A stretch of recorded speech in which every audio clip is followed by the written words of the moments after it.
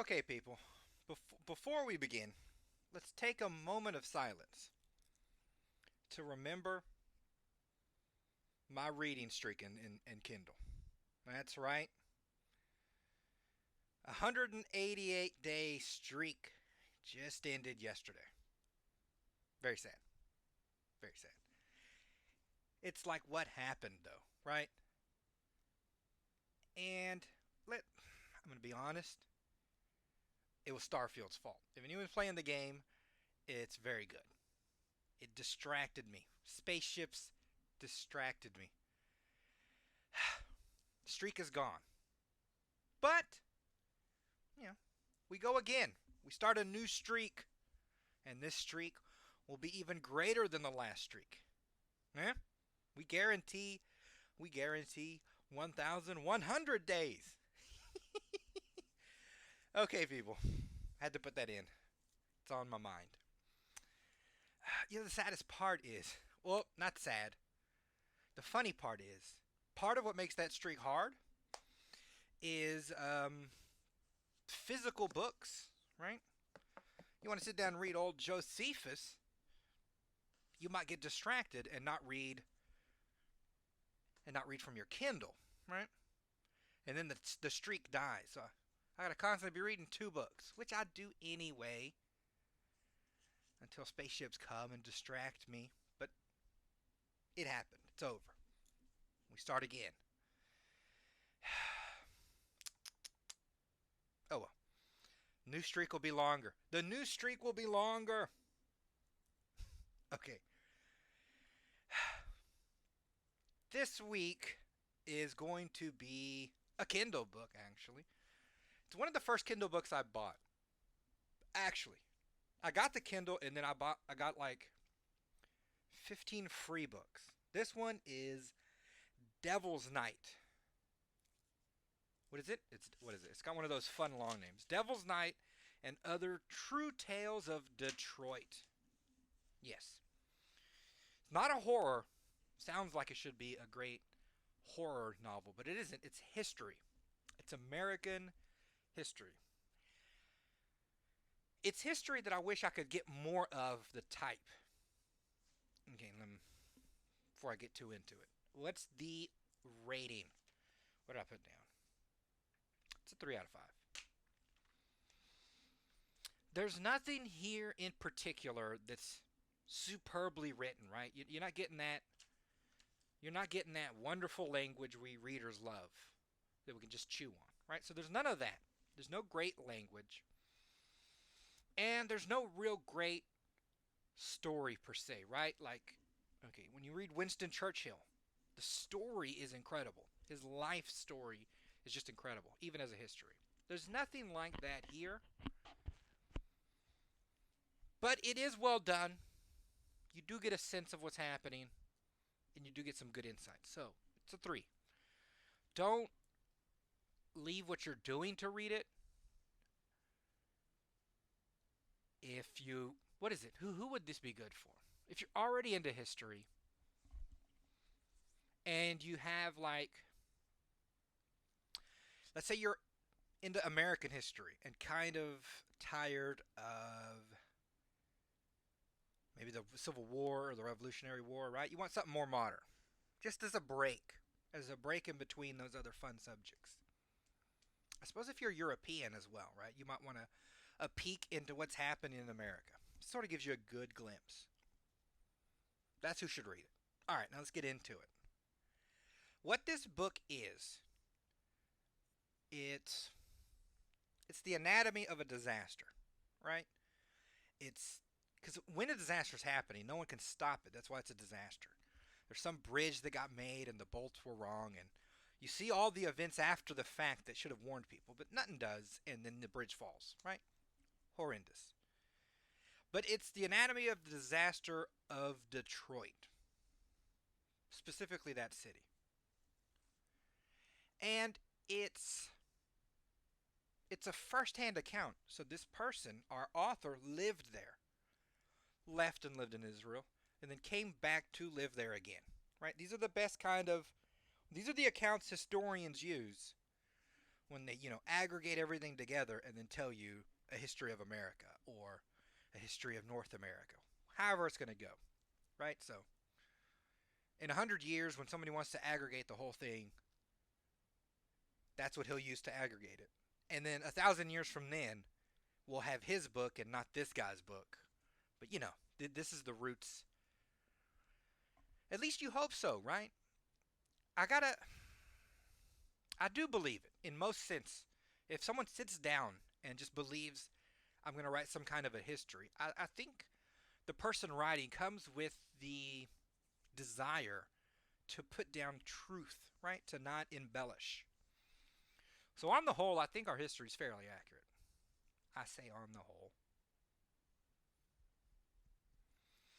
But this is Detroit. Now we start, it's an introduction. I usually don't read intros, but you sort of, reading this one helps the cause. And I read it because it's the chapter title is called Devil's Night. And I like when there's a chapter title, the name of the title of the book. I like when we play off, like when the TV show, some character names the episode of the like says the name of the episode in the TV show. I love that crap. I don't know why. I'm a child. In any case, it's called Devil's Night, so I'm going to read what's going on. It sort of starts midstream. It's 68, I think. And they have something called Devil's Night. And he goes from different perspectives, right? So it'll be like, what's all the hubbub? And here's an officer, real cowboy type, going, whoo, you don't want to miss this one. These are always fun. And what's fun to this officer, and what shocked our author, is Devil's Night, I believe, the night before Halloween, at least back in the 80s.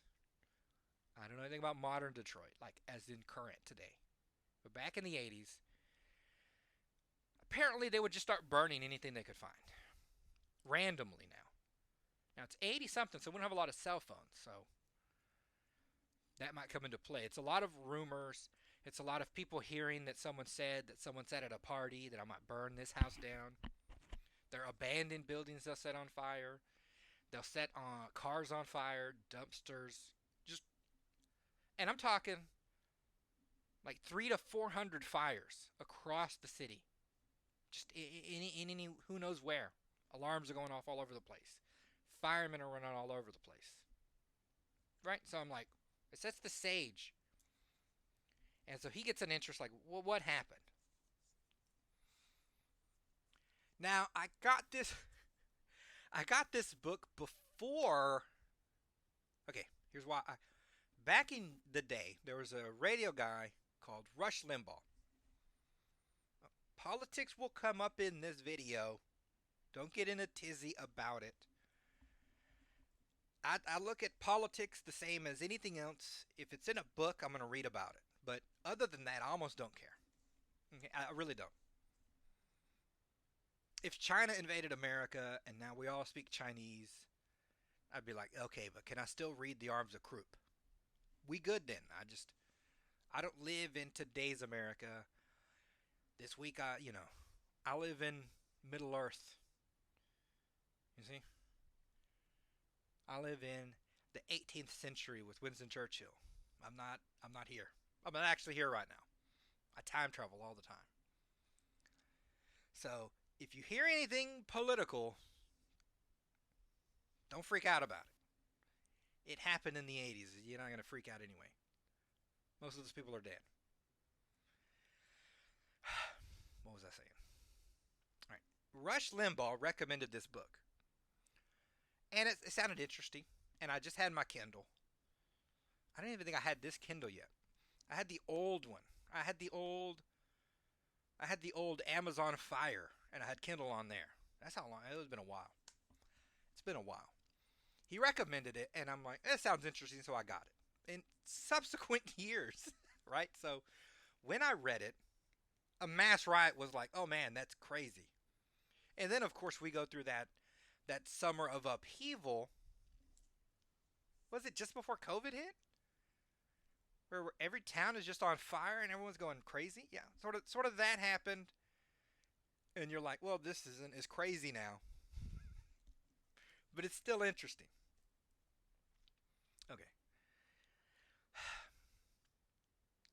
So, I bring that up because we get Detroit. He starts sort of with a history. It's a generalized history. It's a generalized history. So we go back to the 20s and the 30s. And Detroit is put up on a pedestal. I mean, historically, Detroit's always paid workers better than they needed to be, been very proactive in this sense. They had unions. The companies worked with the unions. Europe looked to Detroit. They called it the Paris of America. I mean, we had stupid rich people living there. Stupid, huge, pretty buildings going up, just like Paris. And on top of that, in the 20s and that era, right? Early, late 18th century, you had these trains of thought that would spring up in these cities. New York, I guess Detroit, where you'd get rich enough and then sort of think in the old school. Old school being how lords and kings acted. You get high and mighty and you press some benefits out amongst the rabble, things of this nature. And that's when they say liberalism, that's what they mean in that sense. They don't mean it in our modern sense of liberalism. Whatever you think that is. Back when they did. Liberals were. These liberals wanted better pay, unionization, worker safety, this kind of thing. There was no OSHA. There were no child labor laws. You had a lot.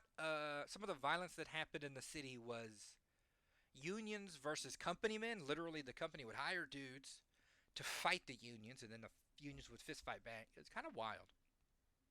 But he doesn't divert into that. He's just giving you a sense of Detroit. And so you have that sense, and then you carry it into sort of the world wars. And what happened then? There are automakers, so they become an industrial center for America. They're churning out Jeeps, they're churning out planes, whatever we need for the war. Massive war effort. Well, people surge up in, poor people in the South, which are typically black, Hispanic, your Polish types. They surge in, and for a while there, it's just easy peasy. You're getting a job, you have to put very little in. You show up, you work hard, they'll give you pay. The pay is higher than most jobs, and it's consistent. Some people are like, that's just what you do. You go to high school. After graduation, you take a few days off and celebrate. Then you line up at Pontiac or you line up at Ford, and you get your job on the line, and you work there for the next 40 years, and then you retire. And that's how people thought their life was. There's an undercurrent here, obviously. An undercurrent of racism. Again, the author's words. Don't put me, don't grab into any other. This was before George Floyd, before anything wild. So if you're going to come at it and go, I'm not reading this woke book, you can stop. This isn't woke. It's eyewitness, matter of fact, about what they saw, how they lived, what happened, their perceptions, right? More than anything. You would have, of course, here's the nice side of town, and cops were just allowed to freewheel. And by freewheel, they would have a line, a certain street, and if they saw black people on the other side of that street, they'd actually just tell them. You go back on the other side of the street, right? You stay on that side of town. They're telling it to black people. They tell it to Hispanics. Probably to Jews. Jews always get tossed in the mix. Right? So they just kept them all. And on the whole, it was alright. I say alright in that black people were making money, white people were making money. I guess it was simmering but not boiling yet. But times change.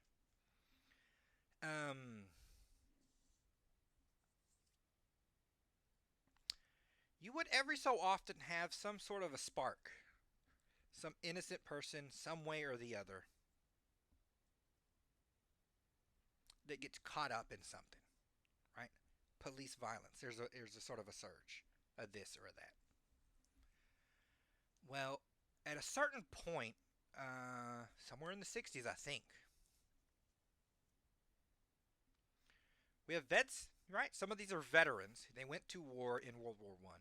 That changes the mentality, which is a lot of the ways I like to view this book is in sort of these broad terms, because you can't look at one thing and say this changed a city of 1 million plus people, right? You're seeing this broad migration, these ebbs and flows. So you have a lot of old war veterans. They're not so old. By 67, some of them were pretty old. They had kids. Their kids were taught a certain way. In any case, more important than that was the auto bubble burst. We had an issue. And so the jobs started being tighter. You don't get them as easy. Somewhere in there, cops went into the black side of town and did a bust. And the people revolted against that bust. And then that caught fire. And there was a massive riot throughout Detroit. But when I mean massive, LBJ, my boy, LBJ had to send in, what did they say? Tell me I didn't write the number down.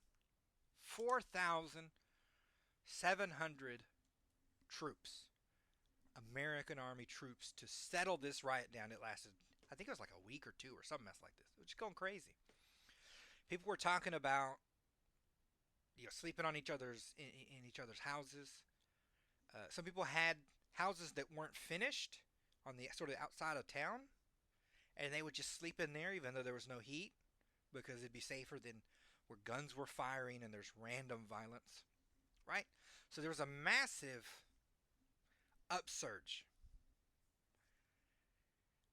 After that, you had a migration of white people out of the city. They weren't the majority. They were the minority, but they were the majority in every aspect of government. Government, the police, etc., etc. They hightailed it out of there. They flooded into the suburbs. A trend that I think something like 500, 600,000 people, just a mass migration of people exited this city. It's one of the biggest migrations that's happened in America. Again, pre-COVID and then pre those riots. Those changed a lot of stuff too. And with them went a lot of businesses. They were the business owners. And sort of, because again, anatomy of a disaster, it's not just one thing, it's multiple things. You then, at around this time, you get a man by the name of Coleman Young steps in. Black leader, becomes the first black governor of Detroit. He's very militant, and he is very vocal about racism, let's say. So much so that in his speech, he literally attacks the suburbs, saying they're our problem, they're our enemy. Don't stop at Detroit. What does he say? Don't stop at 8 Mile, go to the suburbs. And of course, white people take this like you're sending them to us, and it exasperates the problem. So our author goes up into here, right? He left when he was young, lived in Israel, and he came back to what to him is a completely unrecognizable city. And these are some of the craziest moments in the book. Just him, because he's a writer openly. And he's going to walk in and he's asking people about Detroit, telling them what he does.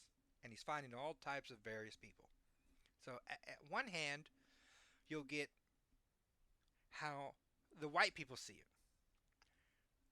Trigger warning, there's a lot of N-word get thrown around, white and black. If that offends you, if you don't want to read it, it's in here. He doesn't shy away. Of course, the white people see it as a black problem. That all the things you've heard, all the sort of the racist style things, said matter-of-factly. They don't know how to act, they won't stop killing each other, they won't raise their kids, etc., etc. And then the black people, which our author here, who is Jewish, so he gets in more places than an average white person would in some of these areas in Detroit in the 80s. The black people have a sort of split reaction between, it's almost matter of fact, like, they see, okay, hold on. They see it as the crack. They say between the crack epidemic is the real issue. And then the other half is, what do they say? Led by sort of the politicians, in that it's the suburbs' fault. That you forcibly took all our businesses and left us with nothing. This kind of thing. It's crazy. It's crazy to read. And you would think, well, what's the big deal? One riot. That's the other crazy thing. And a few of the citizens he mentions in the book mention this as well. This is why I'm bringing it up. Like, if something happened to a Paris or a New York, it seems like people fight for Paris, for New York. They won't allow the city itself to be washed out, really. But a lot of the people on both sides, I mean white and black, repeatedly say that nobody cares about Detroit. Like, as a city, that they just do not care. That people just see the problem as someone else's. I think that's the root, when I read the whole book, that's the root problem. Is that no one actually wants to go fix it, right? It reminds me, I think Eminem one time, they wanted to hire him to be in District 9. And he says, I'll only do it if you film the movie in Detroit. He wanted to bring those jobs in for at least a little while. They wouldn't do it. He didn't get the job. It went to the other guy. But it's like, I wonder if people have started to care about Detroit. If it's having a resurgence or something. I wonder. But in the 80s, no one cared. He talks about being shocked at being able to... Okay. He's like, downtown Detroit is just empty. Where all the big buildings are. Where the news is still stationed. He says the news people would go into the... They called it King of the Corner. And if you stand in the corner, and if you can look all directions, and you don't see anyone coming, you're the king of the corner. And to think a major city in America can have that little traffic going through, because those big buildings are like organs, and the roads are like arteries. If those arteries aren't filling those buildings with people, I think you have a problem. You have a major problem if you're considered a major city and can't fill up those buildings. Violence. Again, this had more impact, I suppose, before those riots, but it's still interesting to look at as a template, right? Like, is everything that happened in Baltimore with George Floyd going to result in Baltimore suffering what Detroit suffers? Are all the sort of extra people going to leave it? It's like self-segregating is a word they use a lot in this book. Where it's no law, it's by choice of everyone involved, where we all just agree to go to our corners. That's sort of un-American. Will that happen to Baltimore? What happens in this book? We have just abhorrent levels of crime. I think I marked here one lady, and I marked it because it's just, and I'm supposed it hit me the way it hit the author. I think a lady gets raped at work, in a government building, during the day. You know what I mean? It's like, can you imagine somebody going into the city hall and just start beating people up and then leaving, or raping people and leaving, and then nothing happens? They would say, just all manner of crime. Random shootings, random stabbings, random muggings. Your car might get vandalized. Things might get ripped out of you. The AC units are just getting pulled out of houses. And they say when you called the cops, the cops would just tell you, move. You just don't live here if you don't like it. It's just, So on top of this rampant crime happening, you have a Coleman Young coming in, and he has admittedly a biased view of racism, meaning he sees it as an institutional thing where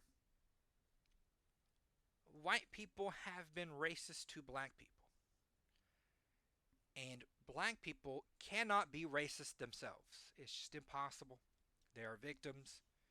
So, in his mind, in order to combat this, which you see a lot of now, which is surprising, you just see we just won't arrest people. We just won't. The call sort of went out. Sort of don't be bothering. It's so a crime will happen. You just won't arrest them. You just leave them be, or you arrest them and then let them out. You don't press charges. You use the in their view. The government mechanisms were purely tools of racism. They don't see the police chief as a body, a government body that's there to serve and protect. And when they get in power, they do not use those tools to protect in any kind of way. And then in his story, again, because that's a strong sort of way to see it, he gives you the other side. He talked to Coleman Young. This man served as mayor of Detroit for 50-something years. He talked to Coleman Young. He talked to reporters who worked there. He got their side of the story. Their side being, that's propaganda. We're doing this and that to help. You know, he would clearly state that when you hit them with numbers, they didn't want to hear that. They would tap dance around this or that so you could get a general picture. A general picture being, I don't think this Coleman Young is racist. He's what every politician is, right? Sort of dirty and selfish. I haven't found one that's not sort of what they are. All politicians, what Alex Jones say? They're all goblins, people. Never trust a politician. But it was this a disturbing pacifism from the police, from the chief of police, who thought the same way as Coleman Young. That, these aren't real problems, that it's a conspiracy. And they had this other element to their thinking, which I always thought was interesting. They saw Detroit getting the white people out, literally the white people, as like, what if the Indians had kicked the colonials down? What could have America have been? They see, at that time, they saw Detroit, that all these issues were just small growing pains, and what will rise out of it would be a glorious, what they call, black city. Sort of their words. That here would be a shining example of everything that could go right if you just let black people be in charge. Right? I still think it's just political speak. He just likes to be in office. Power loves power for power's sake.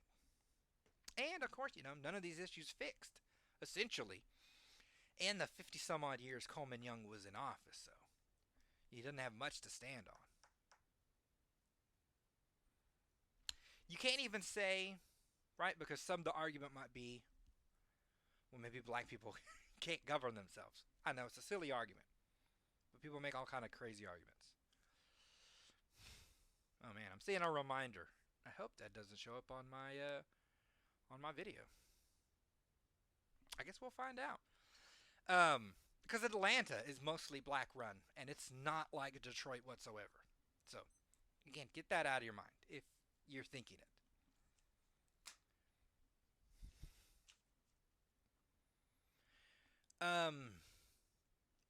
He then sort of takes you through individual accounts that he has. That's really bugging me. How do I get rid of it? I got rid of it. He goes through, alright, because he talks to people. He talks to, what do we say? Convenience store owner. We're in a gas station, a corner market, this kind of thing. This man, okay. The white guy owned it. Freddie something or such like this. He was not a racist by anyone's account. He was nice, fair to everyone. But of course, you live in a violent city. One day, they call him and he gets to the shop, looted, just everything gone. And he's like, "Well, I can't stay here." So he has a kid who works for him, a black kid. He tries to sell him the whole store, the whole thing for $1,000, and the kid doesn't have it. So they go to the Urban Development League, I think that's what it's called, and they ask, can he get a loan to buy this shop? And the Urban League's like, no. If you want him to have a loan, why don't you loan him the money to buy the shop?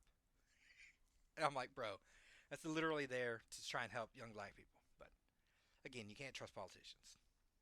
That's me. I believe it. I'll fight anyone who says otherwise. So the shop ends up going to the way a lot of shops do, to an Arab family. Arab family, very communal. They're able to pool together the money to buy, and then they all work it internally.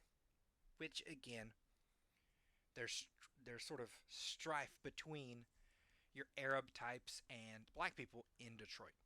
There's strife with everybody. But I'm just imagining, I'm like, oh my God. So, Detroit's such a war zone that dudes leaving a war zone are like, yeah, this will work for me. It's better than no bombs dropping, right? That's how bad Detroit got for a second there.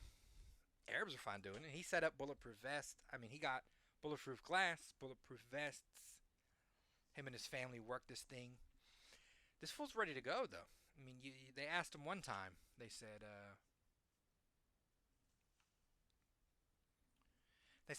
the next riots are going to be against the Arabs. He says it'll be a good war. They'll be going up against some good warriors. Nobody's taking anything from my family. Quote. I'm like, Jesus. Dude's committed. I think again, in the 80s, people would try and steal from him. And when he'd get them, he'd take them to the basement and handcuff them to something. And leave them there the rest of the day. Then at the end of the day, he'd go down there, beat them up, then let them go. Nope, he wouldn't press charges. Which on the one hand, I guess is a good thing.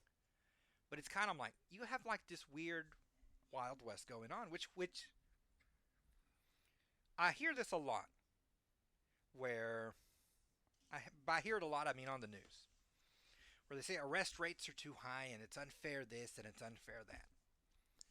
And it may be true. Let's say it is true. If you look at human history, there's always laws. There's always rules. There always have been. If you get a group of random 1,000 people and leave them on an island, there will be rules and laws. So, if you go to a major city and you want to, let's just be anarchists. Let's just do whatever we want. I'm like, yeah, that works for like a week.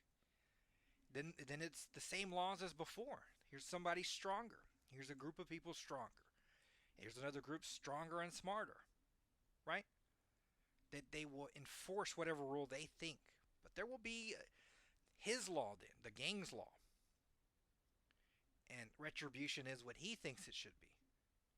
This leads to, very unstable setups. It's why we all agree sort of to the Constitution. The Constitution wasn't here because some old white guys made it. It's here because there's been, thousands of years of human history. We've tried it this way. We've tried it that way. Let's try it this way. Right? So when people argue against it, even in the form of anarchy or let me live free, it just never makes sense to me. So even here, right? So there was enough, let's say, black people. If they didn't like these Arabs, they could run them out. Why don't they? Because half of them go, they didn't do anything to me. You need popular opinion. You need a charismatic leader to rally everyone together to banish them. But then you're responsible. Where are my chips? He had a good store. Things just ebb and flow. So it's weird that even in a spot where it looks lawless, there are rules. There are gangs. Gangs enforce their own rules. Is it safe? It's not safer. It's not more effective. They're not producing more. There's not as much grain coming out of Detroit. There aren't inventions coming out, but it functions. So there's no real I always think of this. I always think of this book especially when they talk about these other modes. Like, they say the same about term limits, right? Like, if that old politician from Iowa's not in there, your life is somehow better. I'm like, bro, the people of Iowa picked him to be in office. What does that affect you in Nebraska? Well, it affects me. Yeah, it affects you a lot of different ways. Tell your representative to do something about it. Because if we just sort of lock all the fences, then there's weird upheaval. And again, we've been through the upheaval in human history. There's no need to repeat it. But sometimes it feels like people want to repeat it.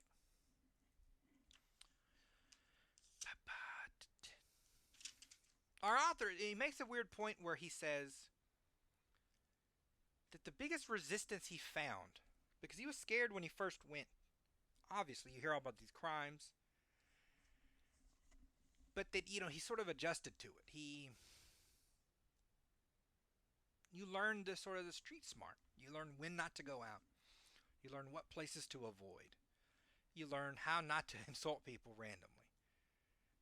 Be respectful, this kind of thing. But he said the biggest resistance he got was from intellectuals, people in the press, people in the government, this kind of thing. I see this a lot too, where you end up with a system that wants to maintain itself, right? And anything that might upset the apple cart, the whole of the unit resists it. So the Coleman Young administration, he's been in for 50 years. It's not just him, though. He's keeping countless people involved. Postman this and secretary that and chief of this police and on this and that board. Those are all jobs everywhere.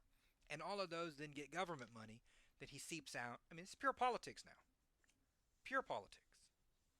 All these things conspire a lot of times to maintain a status quo that doesn't work. And that's some of the shocking things about this book, is that it's clearly not working. And left to not work for 50 plus years.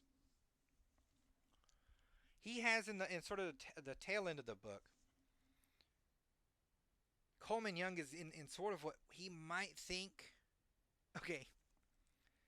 A lady, he goes, Coleman Young became a father at like 70 something. Because a lady around 30 something stepped forward and said, I had an affair with him. This his baby. And she sued him. And he's like, nope. And of course, like, let's take a test. And test said 1,000% it's you. And of course, the media latched onto that mess because it's salacious. And so they're like, oh, is all this bad press? Because a lot of these people are religious. This bad press, is he going to lose? And here come a couple of contenders. And he runs you through the sort of the campaign. Which all campaigns have an energy. All campaigns are sort of interesting, fun to read. He runs you through the campaign. And then coming up to like a week before, like 6 days out before we vote, Devil's Night.